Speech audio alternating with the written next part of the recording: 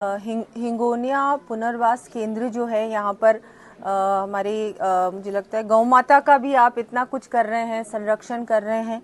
और यहाँ जो आपने बिल्कुल ही सस्टेनेबल मेथड से ये जो पूरा बैम्बू स्ट्रक्चर बनाया है, यहाँ पर बहुत एक इको टूरिज्म को प्रमोट करने के लिए आपने इतना अच्छा प्रयास किया है। मैं आप सबको बहुत बहुत धन्यवाद भी देती हूँ।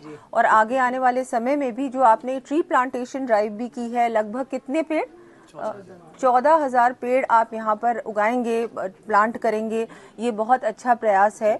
और सस्टेनेबल डेवलपमेंट गोल्स के लिए भी बहुत ज़रूरी है कि हम इस तरह के प्रोजेक्ट्स को और आगे बढ़ाएं, क्योंकि जो मॉडर्न डे लिविंग इतना ज़्यादा स्ट्रेसफुल हो गया है और हम लोग ये हमारे जो रिसोर्सेज हैं उनको इतना ओवर यूज़ कर रहे हैं, मुझे लग रहा है कि हर तरीके से ओवर एक्सप्लॉइट कर रहे हैं।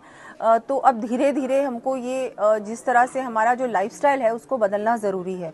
और ये यहाँ पर हमारे टूरिस्ट भी आएंगे, यहाँ पर हमारी गौ माता की भी जो सेवा होती है वो भी करेंगे, उनको बहुत अच्छा लगेगा। और यहाँ जो आपने एक बहुत सुंदर कॉन्सेप्ट बनाया है बैम्बू को यूज़ करके और जो भी सस्टेनेबल प्रैक्टिसेस हैं उसका इस्तेमाल करके आपने ये जो बनाया है, बहुत ही अच्छा ये काम है। और हम लोग और भी इस तरह के प्रोजेक्ट्स को बढ़ाएं तो मुझे लगता है अच्छा है। और यहाँ आप कुछ, मैं तो ये कहूँगी कि कुछ आप यहाँ रूम्स भी बनाएं, तो जब टूरिस्ट यहाँ आएगा तो यहाँ रहे भी। और जो यहाँ आपने पूरा आयुर्वेद का भी पूरा जो ये आपने बनाया, डिटॉक्स सेंटर बनाया है, और यहाँ पर आपका जो किचन है वो भी पूरी तरह से वो है, क्या बोलते हैं, प्राण ऊर्जा का ही हम समावेश कर रहे हैं। बिल्कुल प्राण ऊर्जा का आप समावेश कर रहे हैं। बहुत सुंदर ये कॉन्सेप्ट है। और आगे आने वाले समय में जो यूथ भी है वो भी ज़्यादा से ज़्यादा हमने देखा इन्हीं चीज़ों से अट्रैक्ट हो रहा है। अब सब लोग ने सब कुछ और कर लिया, पर अब सब लोग बैक टू नेचर आना चाहते हैं। हमारे जो पुराने जो हमारे सारे रहन सहन हमारा होता था उस ज़माने का, वो सारे हमारे भारत का जो ये तो हमारी संस्कृति है एक्चुअली, ये कोई नया नहीं है भारत के लिए।